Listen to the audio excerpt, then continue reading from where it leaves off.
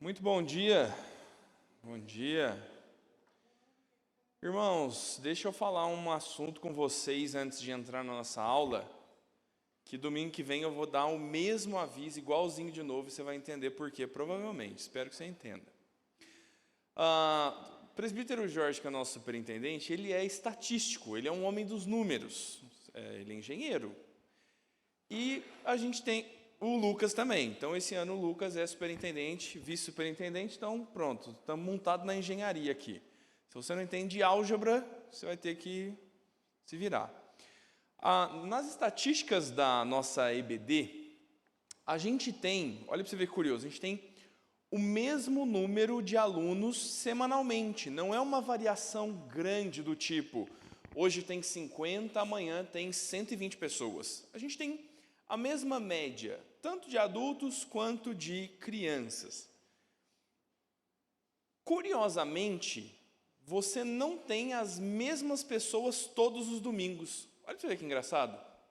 O número de pessoas nunca cai, mas a média da frequência dos alunos especificamente não é muito alta. Então isso quer dizer que hoje um grupo vem na igreja, como você já fez a sua tarefa eclesiástica, já bateu o seu ponto, você já foi na EBD no primeiro domingo do mês, no segundo domingo, ninguém é de ferro, né? Então vamos dormir até mais tarde, você não vem na EBD. E domingo que vem, alguém vai estar pensando assim, poxa, eu não fui semana passada, é melhor eu ir essa semana. O que vai acontecer no fim das contas? O dia que você tiver um problema para lidar na tua vida, você vai ter que ligar para o irmão que veio na EBD no dia que você faltou e falar, o que a Bíblia ensinou aquele dia lá que eu não fui para lidar com esse problema aqui da minha vida? Olha a dificuldade que vai acontecer naturalmente com os filhos de vocês nas classes deles. Hoje a aula é Filipenses, mas e Gálatas? E Efésios? Eles não vão ter essa aula. Eles vão ver Noé entrar na arca e Noé nunca mais saiu da arca. Jesus morreu e foi crucificado hoje, mas domingo que vem eles não aprenderam nada da ressurreição de Jesus. Então, qual é o meu chamado a você? Para que você pense, meu irmão, no teu compromisso com Deus. A estatística é mero número que expõe o coração da igreja. A gente vai retomar os grupos dos lares essa semana. Os líderes dos grupos dos lares têm a mesma dificuldade. Sabe por que a gente não dividiu os grupos ainda? Porque nem todo mundo vai. Porque o número de pessoas é regular, mas as pessoas vão uma vez por mês, 2 vezes por mês, e é difícil ter a frequência constante dos irmãos. Então, a minha questão é que você repense isso, que você repense o teu compromisso de estudo bíblico, o teu compromisso com a palavra de Deus. A sua fidelidade não pode ser meramente com a escola bíblica dominical ou com o pastor que reclamou porque os membros não vão na igreja. Eu reclamo mesmo. Quem prometeu, quando se tornou membro dessa igreja, ser frequente nela, foi você. Eu sou membro do presbitério, eu nem sou membro dessa igreja. Então, você precisa honrar com a tua palavra e cumprir com ela no ser frequente, no ser constante na tua vida na igreja.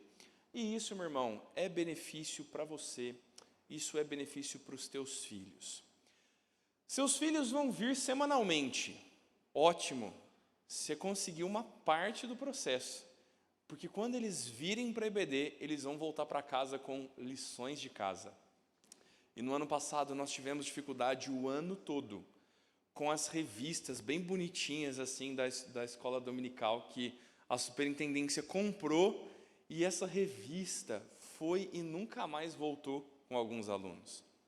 Com alguns alunos, a revista ficou em branco em quase todas as tarefas. O que acontece com o teu filho se você decide que ele faz as tarefas da escola se ele quiser? Tarefa de matemática, estudar para a prova, entregar a cartolina na segunda-feira no primeiro horário da manhã, não é?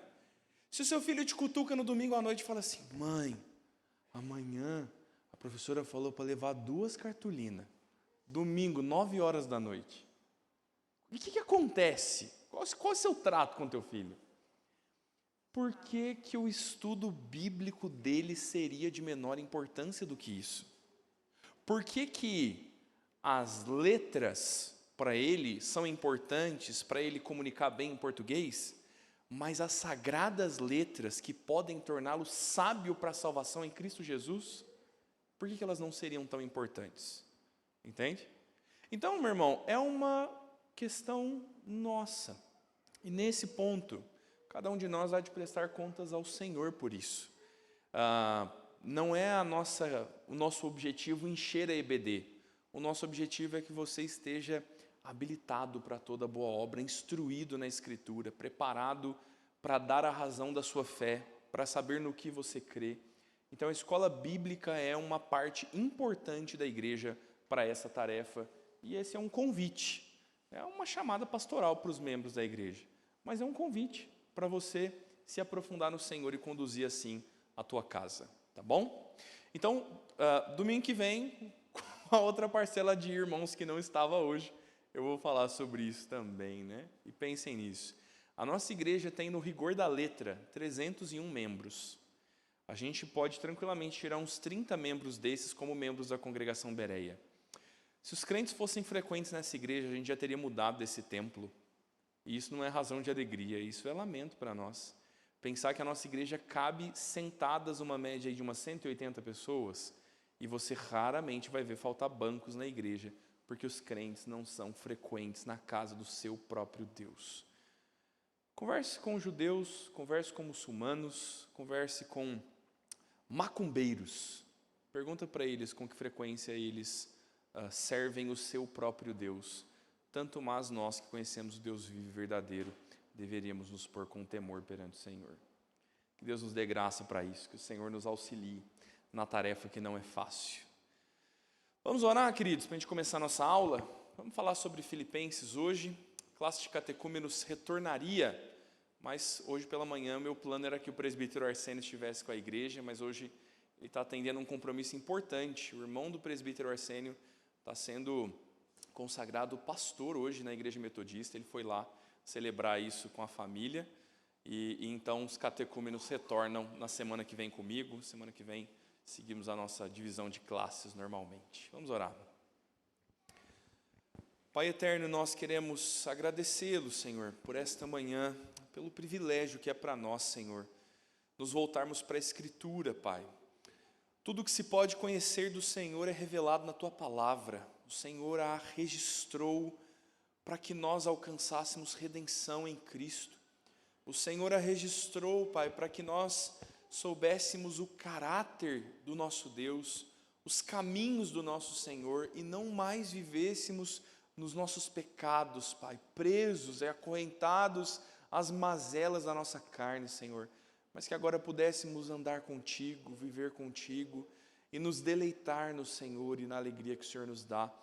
Queremos, Deus, viver isso, queremos beber dessa fonte, Pai, e por isso oramos, para que nesta manhã o Senhor nos ensine, Pai, e para que o Senhor continue a nos ensinar, continue a nos sustentar, Pai, voluntários, fiéis, no compromisso com o Senhor e com a Tua Palavra, Pai.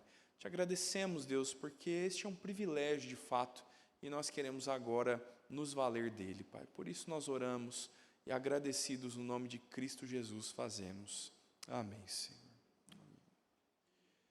Muito bem, irmãos, retomamos aí os nossos estudos em teologia bíblica. Então, os nossos domingos daqui por diante, vamos até o fim do Novo Testamento, livro por livro, texto por texto, como temos feito desde Gênesis. Andamos aí umas boas milhas e tem ainda muito para andar. Ao fim dessa série, tem uma teologia sistemática engatilhada aí, né? A gente precisa retomar assuntos que nós começamos. Lembra quando aquele moço carequinho, gente boa pra caramba, dava aula aqui? Reverendo Itamar. Reverendo Itamar começou um estudo de teologia sistemática em 2018. Final de 2018, terminamos ali ao fim da pandemia e fomos para a teologia bíblica, fomos para a Escritura. Mas é importante ao final dessa série a gente começar a voltar em alguns módulos, pegar ali assuntos importantes da teologia bíblica e você vai matar a saudade desse reverendo carequinha que eu falei. Carequinha do coração, irmãos, não é desrespeitoso, não. Parece que eu estou sendo muito desleixado agora, né? É a amizade e o amor que a gente tem pelo reverendo Tamar, homem de Deus, vai estar conosco aí no final do ano, se Deus assim quiser, né? Ele e a família vêm refazer, né? Reformular, né? Dá um nome bonito para isso aí. Tem um nome específico. Eles vão reafirmar, né? Renovar, essa palavra que eu queria. É que meu vocabulário é muito grande, eu fico com muitos sinônimos na cabeça. Eles vão renovar o projeto com a PMT, pastor Itamar, Tati, as crianças. Crianças não, né? Agora os mini adultos, né? Os adolescentes estarão conosco aí no final do ano, se Deus assim permitir. Muito bem, vamos aos Filipenses. Vamos nadar um pouquinho nessa carta, que eu gosto com força, hein? Já expus essa carta inteira nessa igreja, tá? Enquanto eu era seminarista, eu fui pregando Filipenses, texto a texto. Preguei o livro, a carta inteirinha aqui na igreja. Mas vamos esquentar os motores, né? Eu não fiz isso semana passada, pegou no tranco, né? A gente já entrou num assunto ruim ali, sem perguntinha de aquecimento, mas vamos introduzir o assunto aqui, eu queria que você pensasse. Se hoje se lançasse uma perseguição sobre a igreja brasileira e você fosse processado pelo Estado, sendo condenado à prisão, podendo enviar um vídeo à sua igreja de dentro da cadeia, o que você diria? Edmilson, você está preso na cadeia e agora tem uma câmera diante de você dizendo, mande um recado para a sua igreja. Igreja, que vocês continuem sendo os filhos de Deus com toda a sua vontade de coração, pois Ele é o único Redentor de nossas vidas. Fortaleceu a igreja? Tá bom para você? E aí? Arthur, se você estivesse preso e você pudesse dar um recado para a tua igreja, o que você diria? Continuem fiéis ao Senhor e não esmoreçam. Ó. E aí? A igreja vai receber um recado porque o Senhor Jesus está preso. Não é piada, irmãos, esse é o irmão Jesus. E aí, meu irmão, que recado você daria à igreja? Sede firmes e constantes na palavra do Senhor. Sejam firmes e constantes na palavra do Senhor. É difícil escolher as palavras, não é? Pensa se você tivesse que relatar a igreja, que encorajar a igreja, que falar alguma coisa, o que você diria? Você está preso, você não sabe se você vai morrer na cadeia, se você vai ser esfaqueado no banheiro, a cadeia tem essas coisas, né? Se você vai sair dali, se você vai ser condenado à morte.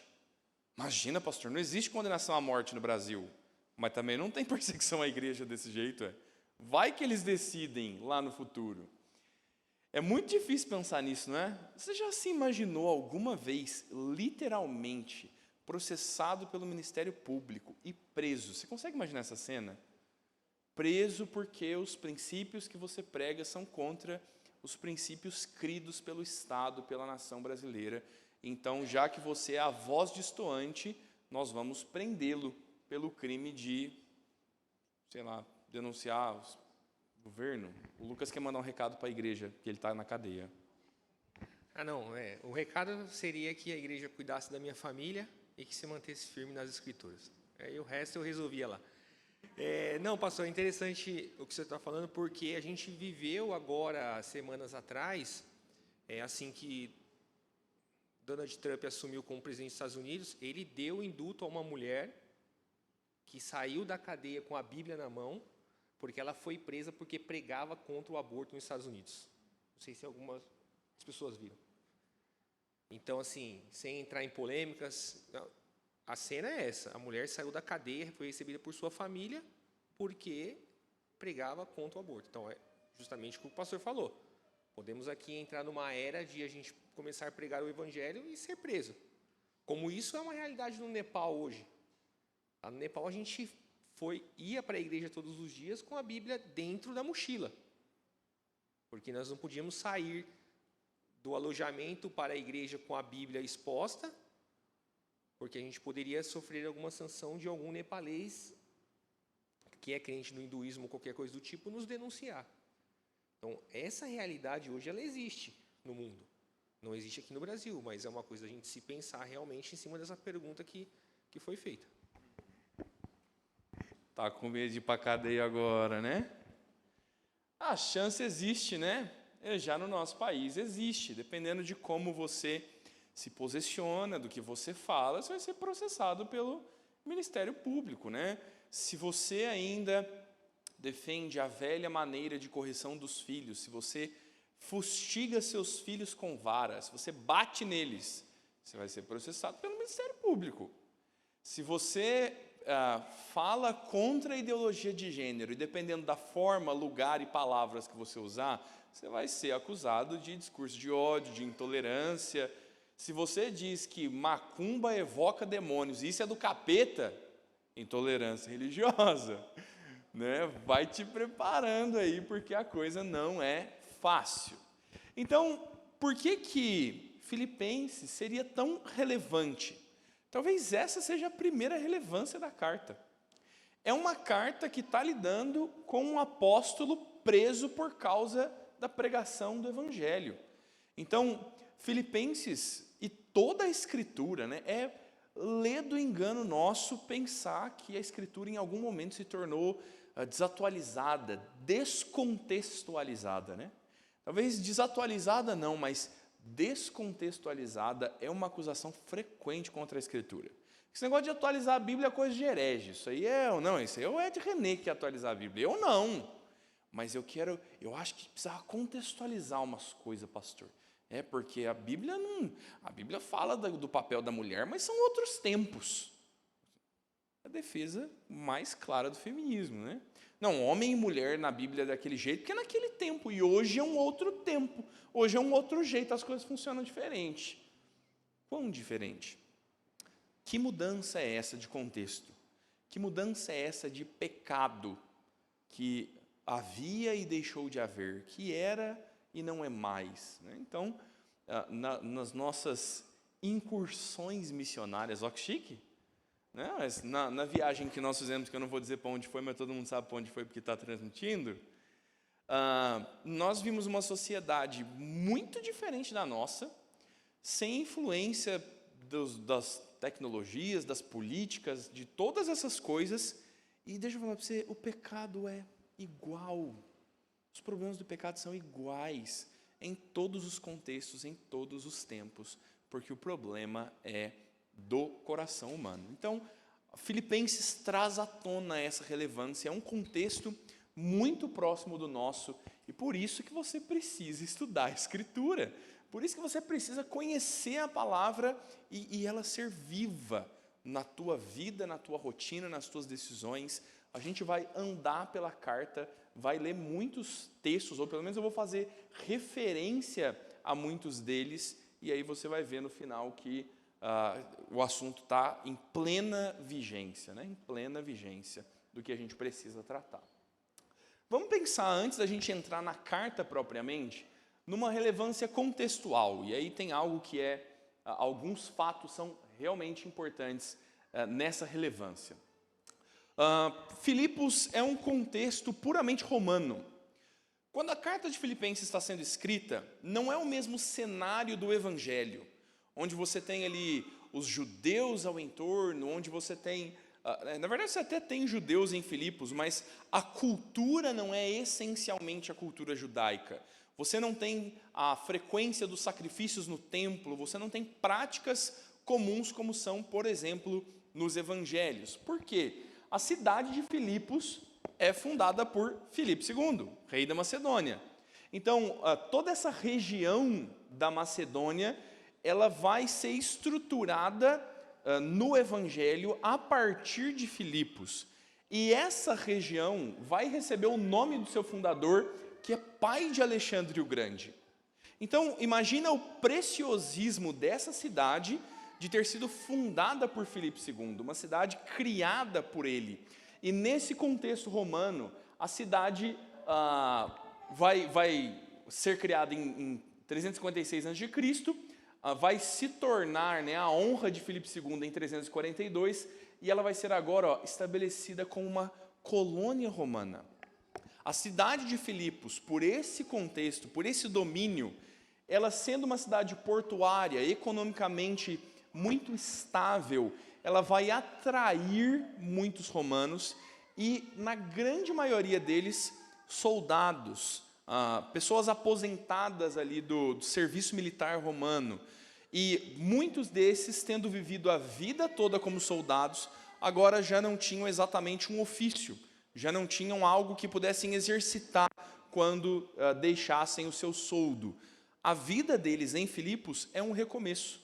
Filipos atrai muitos soldados romanos, a história da cidade é propícia, o contexto é propício, e você vai ter então uma cidade extremamente romanizada, uma cidade cheia de militares, uma cidade fiel ao império, fiel a César. Esse é o contexto de Filipos, e mais à frente eu vou te apresentar alguns pontos da carta que isso grita, que isso fica muito relevante, tá bom?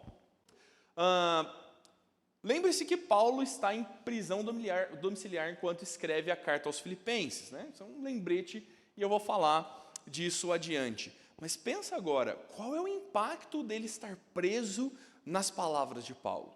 Se antes eu falei sobre o que você diria se estivesse preso, pensa agora assim, ó, como que a Maria Helena ia assistir o vídeo do Edmilson falando? Você consegue imaginar isso? Imagina a nossa mocidade assistindo o vídeo do Arthur, um dos jovens da igreja, preso. Como é que a mocidade, qual o impacto das palavras dele teria na vida dos jovens da igreja que conviveram com ele por todo esse tempo? Pensa na família Gomes Ribeiro. Você conhece a família Gomes Ribeiro? A turma aqui está aqui desde o começo dessa igreja aqui. E o Jesus, casado com a Núbia, são familiares. Imagina toda a família, parte da família do Jesus, assistindo um vídeo dele preso, encorajando os crentes. Então, imagina o impacto que tem a palavra do apóstolo Paulo, quando, tendo fundado a igreja na Macedônia, agora ele vai escrever aos Filipenses. Se a igreja tem esse contexto completamente romano, em Atos 16, Paulo vai encontrar um pequeno grupo de judeus que se reunia à beira de um rio. O apóstolo vai pregar para eles, e ali a primeira convertida de toda a Macedônia vai crer no evangelho. É Lídia, a vendedora de púrpura. Essa mulher crê em Cristo, ela confessa sua fé no evangelho, ela é batizada, ela e toda a sua casa, e ela recebe os missionários na sua casa, ela os leva para casa. E ela provavelmente vai ser uma cuidadora deles ao longo da estadia deles em Filipos, e esse é o começo da igreja. É uma igreja, meu irmão, que vive na truculência. Paulo vai escrever a carta muitos anos depois da conversão de Lídia, mas olha como que perseguição e prisão estão na veia da igreja de Filipos. Porque depois de Lídia ser convertida, o apóstolo sai pela rua pregando, e então uma jovem possessa de espírito, de demônio, ela anda atrás deles exaltando o apóstolo e o missionário. Quando ela faz isso, o apóstolo Paulo se volta, repreende ela e expulsa o demônio. O que acontece quando aquela jovem é liberta da possessão? O dono dela, porque ela era uma escrava, se ira contra o apóstolo Paulo. Porque aquele demônio que possuía essa mulher fazia adivinhações. É por isso que a tua colega de trabalho fica tão impressionada quando ela vai na roda da carta de tarô. E ela fala, nossa, mas ele adivinhou a cor da roupa que eu usei ontem. O capeta foi lá conferir e voltou e contou lá para a moça da carta. E ela te enganou.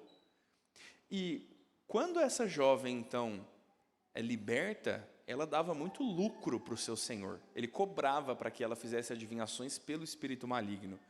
Então, essa turma vai ficar muito brava com o apóstolo Paulo. O que acontece com Paulo aí? Você lembra? Ele é preso.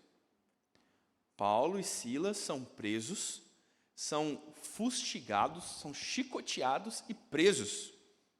E depois de presos, depois de chicoteados, imagina esses homens feridos e presos a um tronco dentro da prisão, o que eles fazem ao longo da madrugada, você lembra? Cantam louvores ao Senhor. Você vai ver que isso é importante para a carta de Filipenses também. Enquanto eles louvavam ao Senhor, Deus opera um milagre. Deus traz um terremoto que destrói a prisão. O soldado romano, como primeiro ato dele, ele desembainha a espada e se volta contra si mesmo para cometer suicídio. Toda vez que um prisioneiro foge, quem paga pela fuga do prisioneiro é o seu guarda.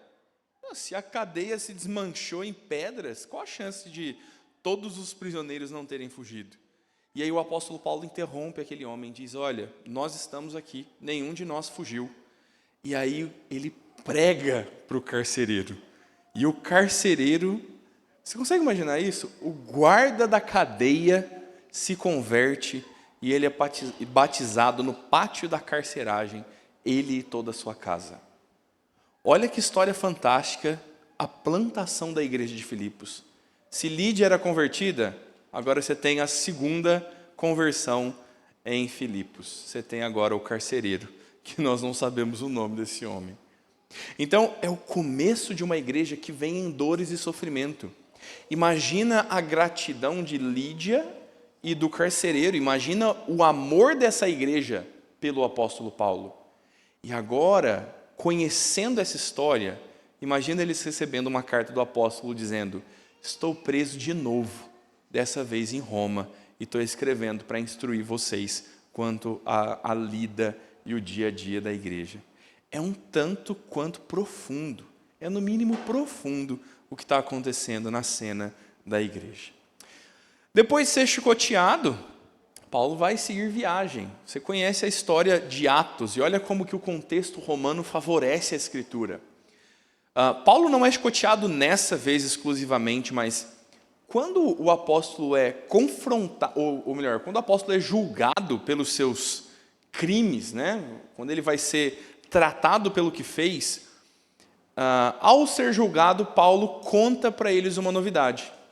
Paulo conta para os seus juízes, vou chamá-los assim, uma novidade. Ele diz assim, eu sou cidadão romano. Lembra que eu te falei do contexto romano da cidade? Qual é o impacto de Paulo dizer, eu sou cidadão romano?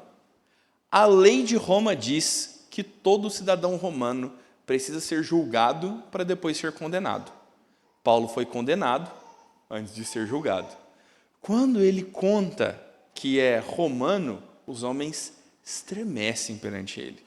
Então veja como que esse contexto em todo o livro de Atos é importante. O fundamento geográfico da igreja é muito importante, é muito relevante para aquilo que a gente está pensando.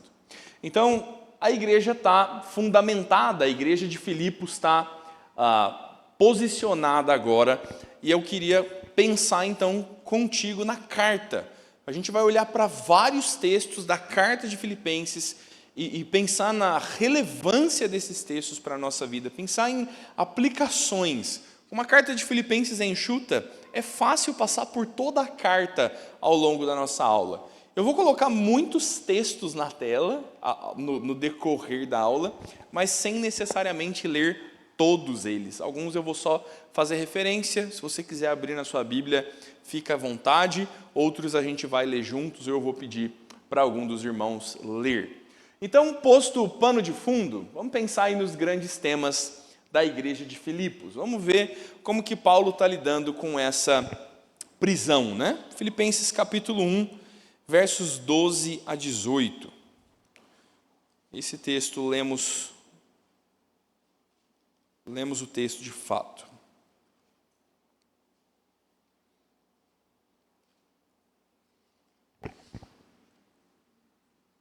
Filipenses capítulo 1, versos 12 a 18.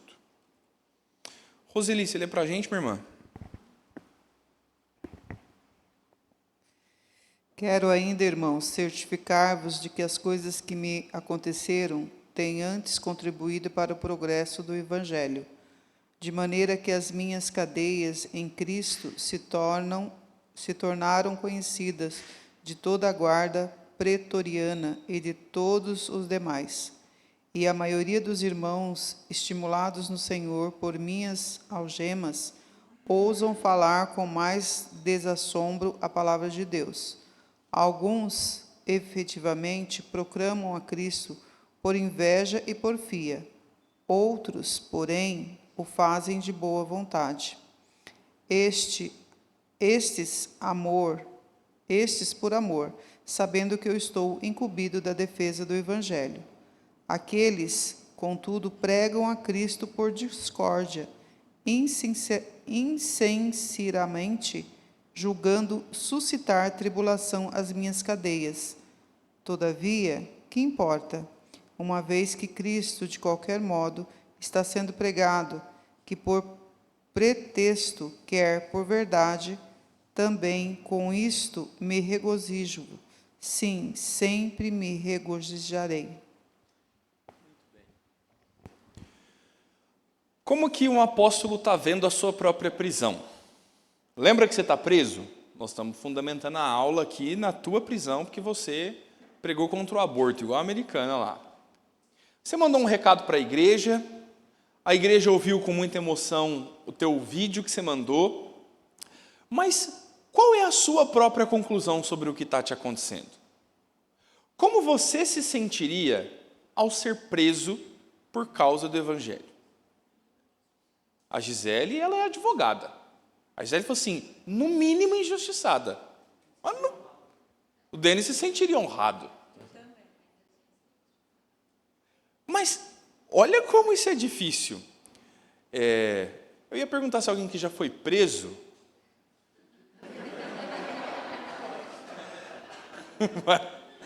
Vai que a gente tem uma surpresa muito grande aqui, né? O Fabrício já foi quase. Eu não vou pedir para ele contar essa história. Vai ficar gravada, a Nicole vai assistir depois no YouTube. Está transmitindo no YouTube, né? Mas é difícil isso. Porque é uma honra ser perseguido por Cristo. Atos conta que os discípulos, os cristãos, né, os discípulos, indiretamente, não os 12, mas os discípulos de Cristo, quando perseguidos, eles ficaram felizes por serem dignos de serem perseguidos por causa de Cristo. Talvez alguns crentes, né, cheguem no tribunal e o juiz olhe e diga, olha, acusaram você de ser crente, mas eu não vejo nada que comprove realmente que você é crente, está liberado. Pode rir, meu irmão, isso é uma piada. Triste, né? O juiz olha e fala assim, então, nenhum dos colegas de trabalho diz que você nunca falou de Jesus lá. Bíblia, nós achamos um livro velho, empoeirado, que tinha o nome do seu avô na capa. Rede social, você só faz piadinha. Está liberado. Você não é crente, não. Difícil, né? Mas aqueles que de fato são crentes talvez se sentiriam honrados, né, por serem presos. Mas como não pensar também no sentimento da Gisele de indignação? Poxa vida, é um absurdo esse país. Eu queria comer picanha, não ir para a cadeia, não. Me ajuda aí, governo, né? A gente certamente se sentiria indignado. Qual seria o seu sentimento em relação ao Senhor? Vai falar que, mesmo estando honrado, você não ia parar e pensar assim, ô Senhor, quem é que vai cuidar da minha casa? Quem é que vai levar meus filhos para a escola? A minha esposa, Senhor, ela não mata barata, não. Como é que faz lá a casa vazia agora? É duro, não é, a gente pensar também na realidade disso? Olha o apóstolo Paulo falando da sua própria prisão, o evento da sua prisão. Ele está provavelmente numa prisão domiciliar em Roma. Essa ainda não é a prisão sob a qual ele é morto, sob a qual ele é julgado e ele é condenado por Roma. Paulo é liberto dessa prisão ainda. Mas, estando preso em casa, ele pode receber pessoas, é um benefício do seu julgamento, e ele tem, em tempo integral, um soldado romano, um guarda pretoriano, o vigiando para que ele cumpra a sua prisão. Não tinha tornozeleira eletrônica. Era um guarda mesmo que ficava ali. Qual a conclusão do apóstolo? Ele diz assim: irmãos, quero cientificar-vos de que as minhas cadeias têm contribuído para o progresso do Evangelho. Tá de brincadeira, né, apóstolo? Quer dizer que solto pelo mundo você não ia fazer mais. A convicção do apóstolo é: se Deus me quer preso, glória a Deus por mim preso. O trato do apóstolo agora é dizer assim, por causa das minhas algemas em Cristo, olha como é que ele está falando da cadeia dele. As minhas algemas, elas são no Senhor Jesus, elas estão no Evangelho. Ele diz, por causa disso, agora, toda a guarda pretoriana conhece o Evangelho. O Paulo está acorrentado com guarda o dia inteiro. Você acha que Paulo vai fazer o que o guarda? E o Coringão, hein? O Coringão perdeu essa semana, hein? Tomou do São Paulo, né? Esse Coringão. Vai pregar o Evangelho. Vai anunciar Cristo. E aí ele vai falar assim, olha, e eu quero ainda que vocês estejam cientes de que a igreja tem se sentido cada vez mais encorajada pelas minhas cadeias. Paulo não está sofrendo prejuízo, ele está impulsionando a igreja por estar preso, porque os crentes têm maior desassombro para falar da palavra de Deus. Se o Edmilson foi preso, talvez o efeito que causar sobre a igreja é: gente do céu, vamos parar de pregar. Não vamos abrir a igreja domingo, já aprenderam o Edmilson, aprendeu o resto. Aí o Edmilson manda um vídeo dizendo: igreja, prega o nome do Senhor Jesus. O nosso Senhor é triunfante, as portas do inferno não vão prevalecer contra a igreja. Vamos anunciar Cristo. A Marilena começa a pregar no dia seguinte. Então, o efeito disso. Paulo ainda diz que alguns pregam sinceramente, outros por inveja e porfia. Alguns têm maldade, têm segundas intenções na pregação e, na verdade, pregam porque acham que isso vai atrapalhar o apóstolo de alguma forma. A conclusão dele é assim: que me importa, uma vez que Cristo é pregado, nisso me regozijo, sempre me regozijarei. Por que Paulo não está magoado na cadeia? Por que Paulo não está culpando Deus e dizendo: o Senhor é mau, o Senhor é desonesto, olha o que o Senhor fez comigo? Qual a razão que mantém o apóstolo Paulo dizendo: eu estou regozijante e nisso eu sempre me regozijarei? A razão de alegria do apóstolo não é o seu conforto e bem-estar. A razão de alegria dele é a pregação do Evangelho. Então, olha o efeito disso na vida da igreja e o efeito disso na tua vida. Você não é preso por causa do Evangelho, não, meu irmão. Você não é preso, não. Mas quais são os problemas que te sobrevêm e que eles deveriam contribuir para o avanço do Evangelho, encorajar outros crentes a viver com Cristo, e ainda que você passasse por dificuldades, ser razão de alegria, porque você está no Senhor? Olha que situação, hein? Será que Deus não vai te pôr uma doença assim, não? Para você viver regozijante, porque agora você pode pregar para os médicos que vão te atender enquanto você trata o seu câncer. Você vai estar na presença de uma enfermeira por horas e horas enquanto você faz a tua hemodiálise. Quem de nós tem coragem para dizer: o Senhor me colocou nessa situação e eu me regozijo, porque agora toda a enfermagem conhece o Evangelho? Olha para você ver, meu irmão. A gente precisa repensar a vida, né? O reverendo Roberto Brasileiro, nosso Papa, está transmitindo, né? Não pode falar assim. A gente faz piada, irmãos, mas a gente é reformado, a gente ama ele e a gente respeita a igreja com todo zelo e amor do coração. O reverendo Roberto é o presidente da IPB, ele é mediador do Supremo Concílio. Ele quase morreu na pandemia. E eu e a Sara iam ficar famosos como o casal que matou o reverendo Roberto. Porque ele foi no nosso casamento no domingo e na terça-feira estava com Covid. Mas não foi lá em casa, não, né? Ele me anistiou disso. Eu liguei para ele e falei: reverendo, fala uma coisa para minha consciência. Foi no meu casamento que o senhor pegou Covid? Ele falou: não. Se ele falou para me apaziguar, ele conseguiu, porque aí eu fiquei tranquilo. Ele conta que quando ele teve Covid, ele ficou à beira da morte. Ele diz que chegou a se despedir da filha dele. E ele diz que foi um dos momentos mais humilhantes da vida dele, porque ele não conseguia cuidar de si. A enfermeira precisava virar ele de lado para limpar ele. E ele fala de quão terrível foi passar por isso. Mas ele fala assim, o meu leito virou um púlpito. Ah, meu irmão, que coisa gloriosa ver um crente nessa situação, né?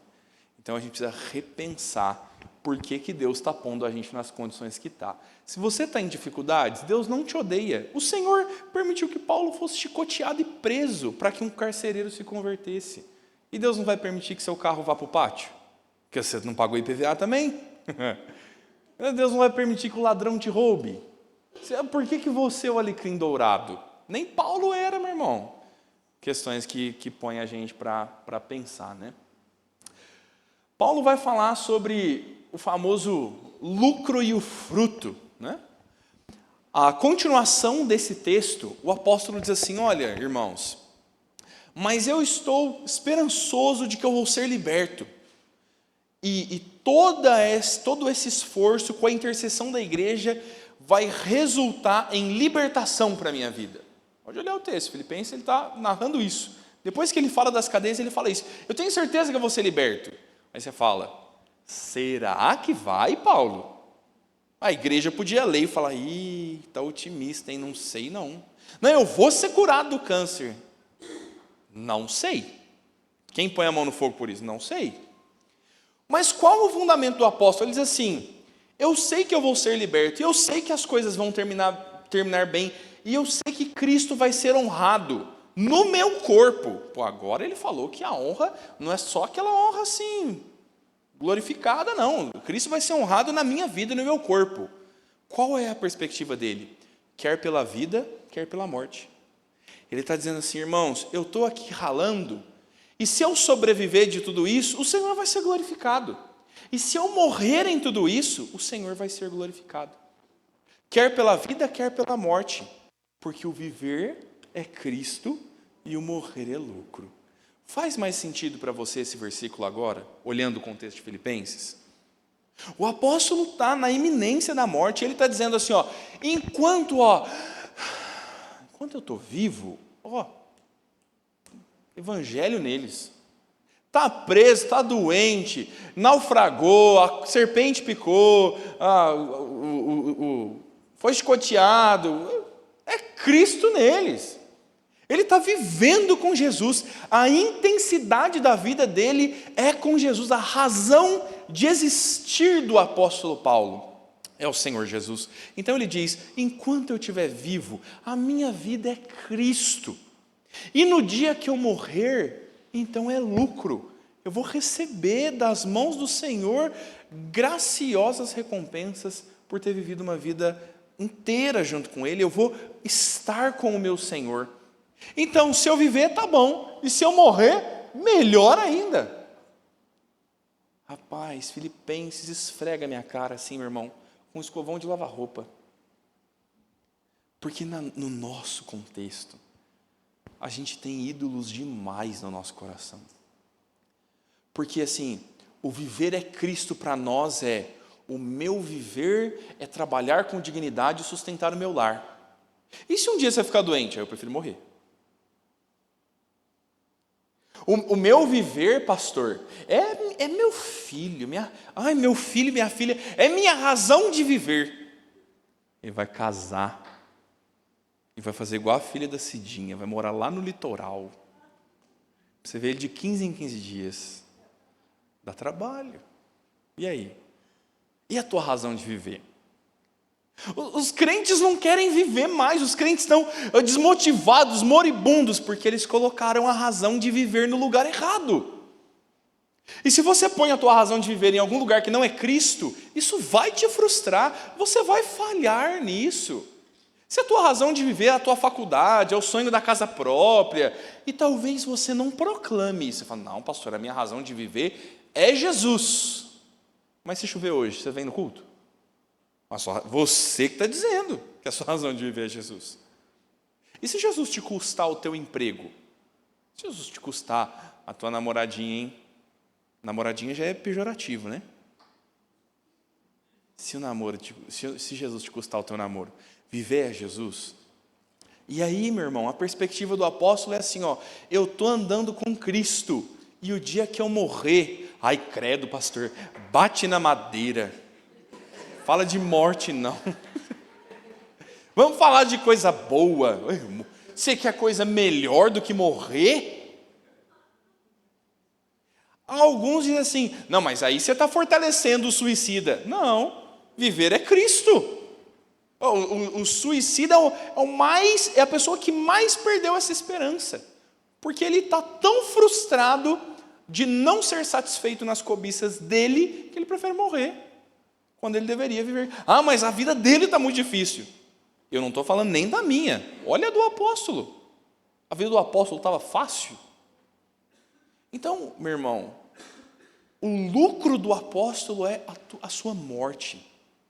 Paulo está dizendo assim, ó, eu vou gastar minha vida com Jesus. Alguns dizem assim, ai cara, tem um livro muito bom.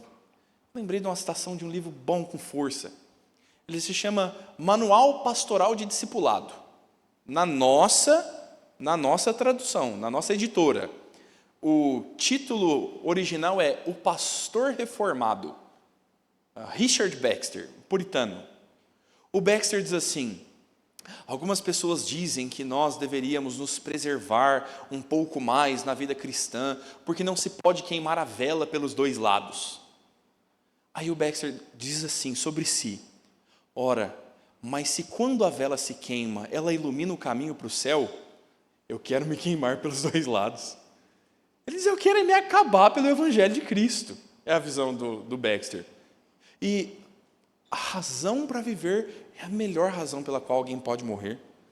Meu irmão, é assim que crentes lidam com a morte. É assim que crentes lidam com perdas e ganhos. Se a sua empresa falir, é o fim da sua vida. Você nunca mais vai ter alegria e esperança no coração. Se você for mandado embora, se o governo caçar a tua credencial para trabalhar na tua área, o seu mundo acabou. Porque você deveria viver com Cristo pensando que a eternidade resguarda coisa muito melhor, maior e incomparável. Paulo fala, eu quero estar com Cristo porque é incomparavelmente melhor. Só que a gente esqueceu que o céu não é aqui. E coisa desgraçada é querer que o céu seja aqui. O céu é o que para você, meu irmão? É um resort all inclusive? Aí é o céu, pastor. Eu queria ver você depois de 3 semanas, com gastrite de tanto comer fritura. E não é. E as pessoas que te servem são pecadoras. E o teu coração vai desgostar assim, ó. Por isso que o ídolo da minha adolescência, porque eu não era convertido, o chorão do Charlie Brown, por isso que ele se suicidou. É por isso que a Amy Winehouse se suicidou. Porque nada disso preenche. Então, eu ia dar uma referência de Racionais MCs, mas é melhor manter minha vida pastoral em dia. Pense no lucro eterno, meu irmão. Pense no lucro eterno. A gente tem que estar com o coração em Cristo. Paulo vai manter assim essa esperança, mas ele vai falar das truculências também. O apóstolo vai fazer referência aos inimigos da fé dentro e fora da igreja. Nem tudo são flores, meu irmão. O apóstolo diz assim, olha, dentro da igreja existem judaizantes, gente legalista. A preocupação dele quando escreve aos filipenses é porque ele é o plantador, ele é o pai na fé, e agora ele está distante. Agora ele não tem condições mais de acompanhar, de aconselhar, de ensinar, ele está em outro lugar, e ele está preso. Então qual é o meio do apóstolo preparar e ensinar a igreja? Ele vai fazer isso pela carta, advertindo quanto aos cães. Ai, que absurdo, xingamento. Xingar não pode. Aí você vê com o Senhor lá, porque que Paulo falou imprecatoriamente dessa forma. Paulo diz, acautelai-vos dos cães, acautelai-vos dos falsos mestres. Havia entre a igreja aqueles que ainda valorizavam os princípios judaicos como fundamento para a salvação. Paulo está dizendo sobre as práticas farisaicas, aquelas que o Senhor Jesus já havia condenado. O apóstolo está chamando a atenção da igreja para que ninguém se submeta aos velhos rudimentos, essas coisas são passadas. E esse povo vinha se infiltrando na igreja e constrangendo a igreja de Filipos, dizendo, tem que sacrificar no templo, hein? Tem que ser circuncidado, hein? Tem que usar as vestimentas, tem que amarrar aqui os 10 mandamentos na testa, hein? Então, a fala do apóstolo é dizer, nada disso deve ir além de Cristo. Esses são falsos mestres que trazem os rudimentos do judaísmo como prática para a igreja. E aí o apóstolo vai falar um negócio fantástico, meu irmão. Esse texto aqui é bonito com força. Todos eles são. Você viu que eu gosto de Filipenses, né? O capítulo 3, Paulo diz assim, eles valorizam as coisas judaicas, é mesmo? Tá. Mas deixa eu contar para vocês quem eu sou. Aí ele fala dele. Assim, quanto à lei do Senhor, eu era irrepreensível. Quanto ao zelo, eu era perseguidor da igreja. Eles são judeus, eu era fariseu. Paulo está contando, dizendo assim, eu sou judeu de judeu. Ele está dizendo assim, se eles valorizam quem é genuinamente da linhagem israelita, eu sou benjamita, eu sou mais puro sangue que todos. E ele vai falar assim, eu era o suprassumo da religiosidade. E ele diz assim, mas aquilo que eu considerava lucro, ganho, benefício, isso agora eu considero refúgio e me reduzo a nada para que eu possa ser achado em Cristo. Meu irmão, Paulo está dizendo que você ser presidente da mocidade vale de nada. Você ser a terceira geração de presbiterianos implica em um grande monte de nada. Que não importa. Não importam os rudimentos religiosos. Não interessa se você não está no grupo dos 50% que eu falei no começo, e você vem todo EBD, mas a palavra não desce para o teu coração, e ela é meramente externa. E Paulo diz assim, se vocês querem falar de religião, eu era o mais religioso de todos, e eu considerei tudo isso como lixo e resto. Eu joguei fora essas coisas. Alguns correriam atrás disso desesperadamente, mas eu deixei de lado. Isso para mim é refúgio, porque a única coisa preciosa é Cristo e ser encontrado nele. E eu abandonei todos os meus méritos para ser encontrado em Cristo. E eu não preciso de nada mais. E a igreja sendo perseguida pelos judaizantes. Problemas internos. Vai achando que todo crente vai para o céu. Vai achando que você vai chegar lá. Você vai falar, mas eu sou membro da primeira igreja. Pastor Lucas lá me fez visita várias vezes. Imagina. Senhor, em teu nome fiz ata da SAF. Em teu nome dei oferta para missões. Comprei até o radinho do João Petrecelli, Senhor. E o Senhor vai dizer, apartai-vos de mim, porque eu nunca vos conheci. Porque o Evangelho não é nenhuma dessas coisas. O Evangelho é Cristo e a justiça do Senhor. E então, se você está em Cristo, essas coisas são instrumentos para o avanço do Evangelho. Mas que ninguém se engane. Há joio e trigo na igreja, e Paulo está falando que lá em Filipos, isso já estava acontecendo. É o Senhor Jesus quem vai julgar essas coisas. Mas os problemas não são só dentro, os problemas são fora. Essa parte aqui é dolorida, meu irmão. Paulo diz assim, olha, eu já vos disse e digo até chorando. Olha que doloroso. Você consegue imaginar o apóstolo preso lá em Roma, lembrando da igreja de Filipos e chorando enquanto escreve? E qual é a razão do choro? Ele diz, muitos que estavam no seio da igreja se tornaram inimigos da cruz de Cristo. Gente que cometeu a verdadeira apostasia, abandonou o Evangelho, rejeitou a Jesus e agora se tornou um inimigo de Jesus. E o Paulo vai instruir a igreja quanto ao trato desses inimigos de fora. Isso é doloroso para nós, pensar que nós vamos enfrentar embates dentro e fora da igreja. Mas o apóstolo, quando escreve a Filipos, capítulo 1, verso 30, ele diz assim, vocês viram o meu combate, agora ouçam o que eu estou dizendo, porque a vida de Filipos nunca foi fácil, e não é a sua, Guarulhense, que vai ser. Deus já botou um trevo do bom sucesso no seu caminho. Já para te mostrar que a vida não é fácil, né? Mas a vida cristã vai ser muito mais difícil que pegar trânsito. A igreja vai ser perseguida por dentro e por fora, infelizmente. Mas olha aí que bonito a relação de Paulo com a igreja. Existe uma gloriosa comunhão entre o apóstolo e a igreja, e ele vai chamar a responsabilidade da igreja para viver assim. Lembra que eu te falei do contexto romano, que é muito importante?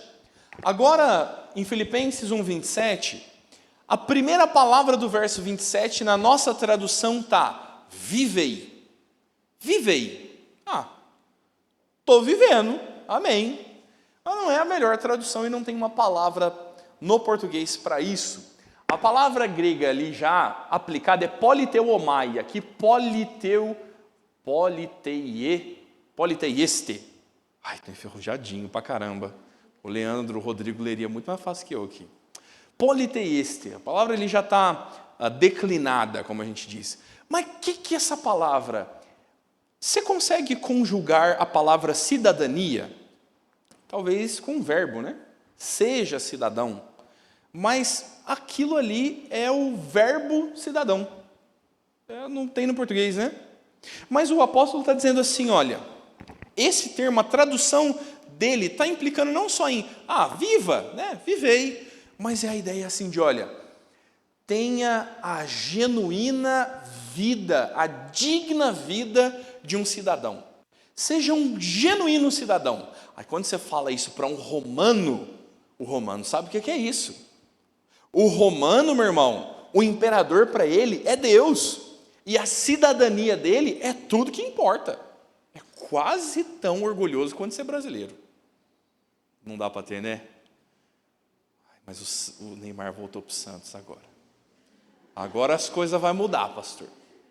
Como se em 2013 fosse boa, né? Quando ele foi embora. Não tem muito orgulho de ser brasileiro, não dessa forma no nosso contexto. Mas quando ele está falando desse orgulho, ele está dizendo assim, vivei de modo digno do Evangelho. Ele está aplicando um contexto que é romano, esse amor por Roma, essa integridade do cidadão romano pelo seu império, ele está aplicando isso ao reino de Deus. Ele está dizendo, vivam como verdadeiros cidadãos dos céus. Aí dá para ter orgulho, meu irmão. Aí dá para ter orgulho da pátria celestial. E Paulo vai fazer referência à pátria lá no capítulo 3. E aí, falando disso, ele vai dizer como se vive. Ele diz assim, olha, eu quero, quando eu estiver com vocês ou quando eu estiver longe de vocês, eu quero ouvir notícias de que vocês estão juntos, numa só alma, em um só espírito, lutando juntos pela fé evangélica. Então, Paulo está dizendo, crentes vivem junto. Crentes vivem apegados. E o apóstolo vai estruturar a fala dele, chamando a responsabilidade da igreja. Ele diz, vocês vão viver juntos, sendo unidos de alma. Ele diz isso no capítulo 1 e repete no capítulo 2. Como fazer isso na prática? Para de pensar em você mesmo. Vocês devem viver sem partidarismo. E partidarismo não é sobre política. Partidarismo é, eu sou da turma da Roseli. Eu acho que essa proposta que a Tânia trouxe da programação da SAF, eu sou muito mais a Roseli. Porque a Roseli entende muito mais do que a Tânia de crochê. Você vai vir na oficina que vai ter aí? Está sabendo que vai ter uma oficina aí? Está sabendo, Tânia? A Tânia é líder. Não, o partidarismo começou aqui, ó. Olha a dificuldade da igreja e a preocupação do apóstolo de que eles deveriam considerar um ao outro superiores, para que a igreja esteja unida. Estando unida para quê? Para a gente fazer crochê quarta-feira à tarde. Para a gente comer bom com a igreja. Para a gente reunir quinta-feira para comer, para a gente fazer um junta-panela, para a gente fazer uma pizza secreta, para a gente, né? Afinal, a função da igreja é ser um grande clube onde todos são bem-vindos. O apóstolo vai dizer, vocês devem estar juntos e apegados a fim de lutar pela fé evangélica. Meu irmão, tem clube muito melhor. Vai para o Lions, vai para o Rotary Club, é bem melhor. Lá tem benefício, lá seu filho faz intercâmbio. Aqui nós vamos mandar seu filho missionário para o Afeganistão, você não vai gostar não. Lá seu filho vai para a Alemanha, para a Inglaterra. A igreja não tem a finalidade de ser um clube. A tarefa da igreja é o avanço do evangelho, meu irmão. A cola que junta esses crentes aqui, é Jesus. A razão pela qual você se aliança e se une a essas pessoas é o Senhor Jesus. E aí Paulo vai chamar o exemplo de Jesus. Ele vai dizer, vocês precisam ser como Cristo. Querem viver unidos? Tenham a mesma humildade que houve em Cristo. E ele vai usar uma outra palavra grega muito boa. Porque aqui na tradução está dizendo sentimento. A tradução está, tende em vós o mesmo sentimento que houve em Cristo. A palavra lá é fronel. Também não tem tradução para nós aqui não. Fronel é algo assim, a sua inclinação, o mover do teu íntimo, a sua disposição. E a gente traduziu como sentimento, mas sentimento para nós é alegria, tristeza, dor de barriga, sentimento? Se for de emoção, talvez, né? Borboletas no estômago, sentimento. Então, quando o texto diz, tende em vós o mesmo sentimento que houve em Cristo, fica meio assim, né? Mas como assim? Eu tenho que ficar alegre, igual Jesus ficou alegre? Não, o sentimento ali é, tende em vós a mesma inclinação, a mesma disposição que houve em Cristo. Qual a disposição de Jesus? Ele estava no seu alto trono de glória, e ele esvaziou-se da sua glória voluntariamente para morrer por nós. A igreja deve viver como? Na mesma humildade, na mesma voluntariedade que Cristo. Assim a igreja anda em submissão. Por que Paulo precisa falar essas coisas? Porque tem treta na igreja. E ele diz, rogo a Evódia e Sintique que pensem concordemente no Senhor. Para de partidarismo, pensem uma na outra, tenham em vista não o que é seu, mas o que é do outro, tenham a mesma disposição de Jesus. Aí fica difícil fazer cabo de guerra, não é? Fica difícil brigar pela minha causa, quando eu tenho que pensar como Jesus, quando eu tenho que considerar o outro antes de mim. Paulo está escrevendo sobre a comunhão da igreja de Filipos e quão importante ela é. E aí, então, permeando a carta mais uma vez, a famosa alegria. Né? Demorei para chegar aqui, não demorei? Porque Filipenses é chamada a carta da alegria. Com truculência, com sofrimento, com perseguição, com os inúmeros problemas que tem a vida do apóstolo e a igreja de Filipos, olha o que ele fala sobre toda essa realidade da igreja. Quem for mais crente dentre todos, vai ler em voz alta Filipenses 2,17. Ou quem for o maior pecador arrependido também pode ler. Às vezes você não se acha muito crente, né?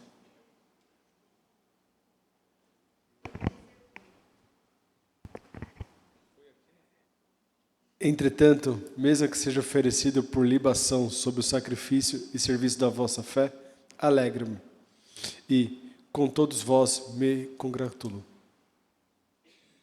O que é sacrifício por libação? A turma do Antigo Testamento aí. O que é libação? Derramar o sangue. O que são ofertas de sacrifício? Como elas eram feitas no templo? Mata e bota fogo.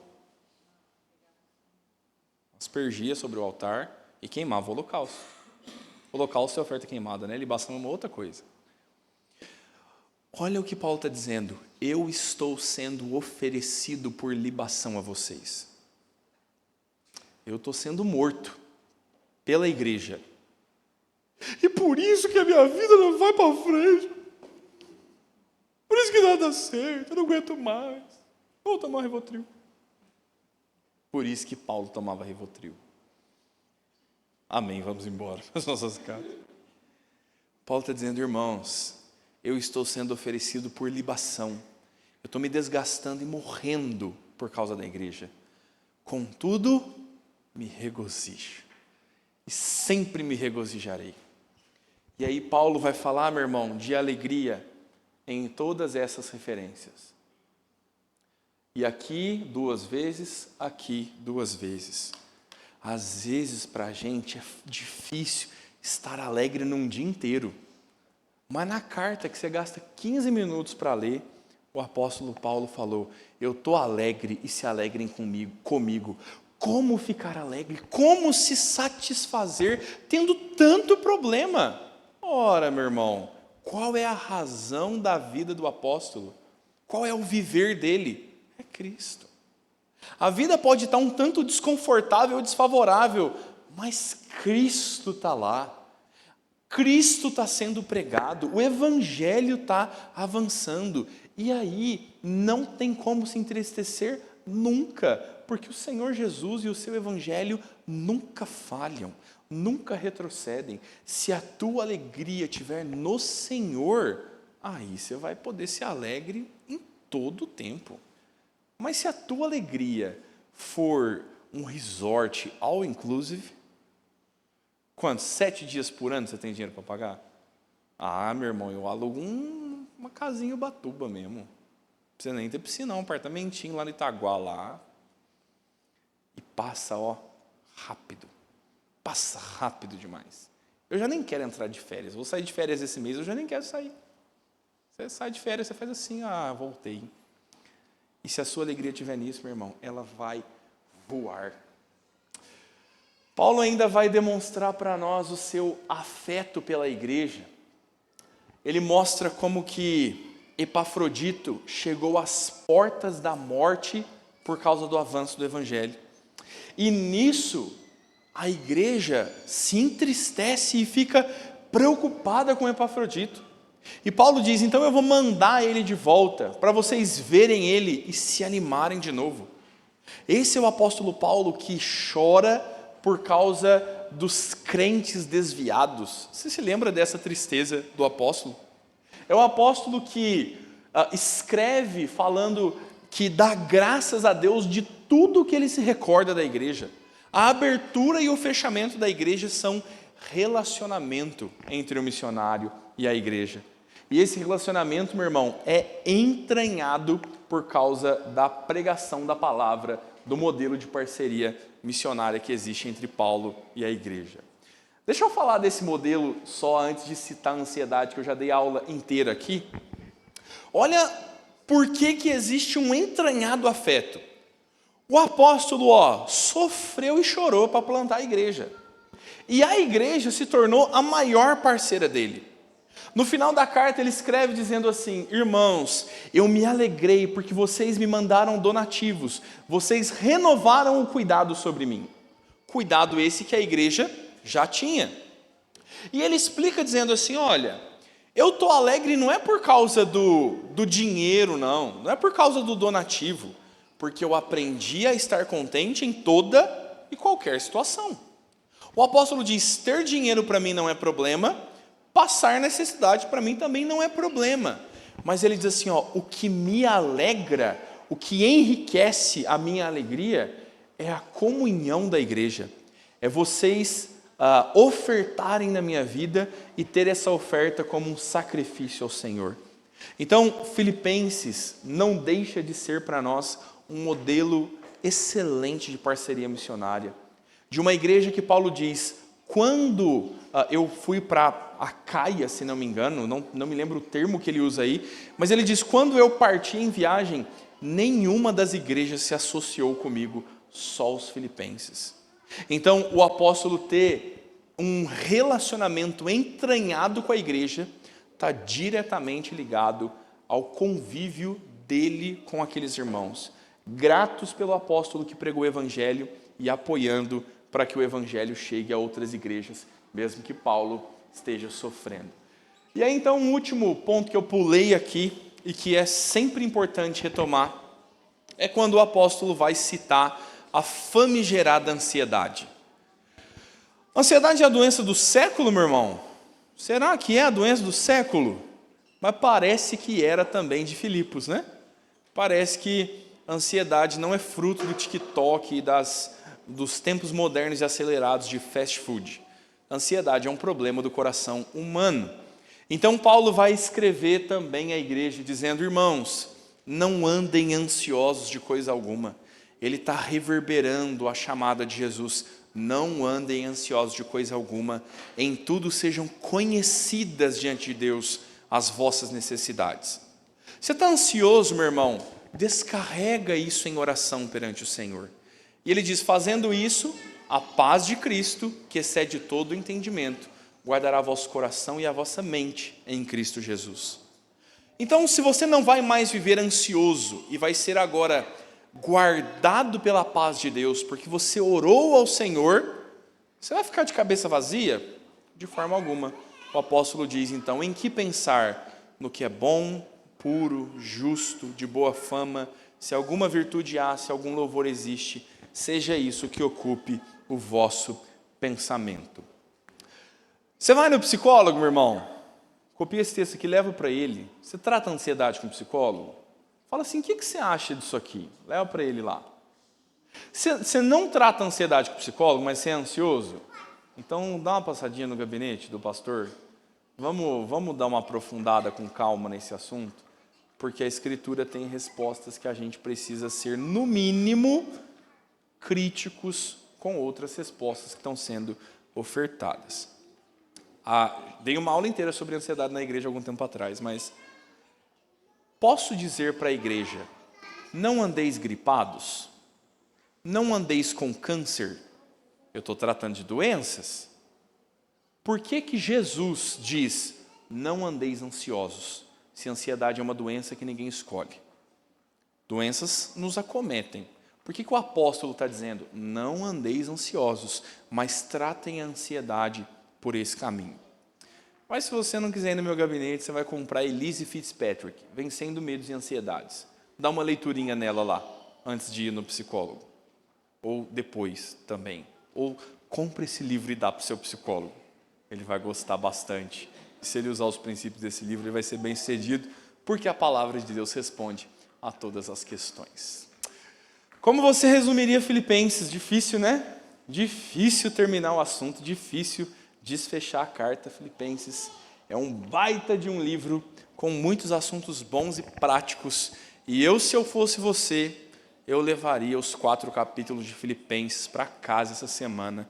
Eu meditaria neles, eu abriria a minha Bíblia, sentaria com os meus filhos e falaria sobre como Paulo é alegre mesmo quando não tem Coca-Cola no almoço. Assunto importante. Filipenses.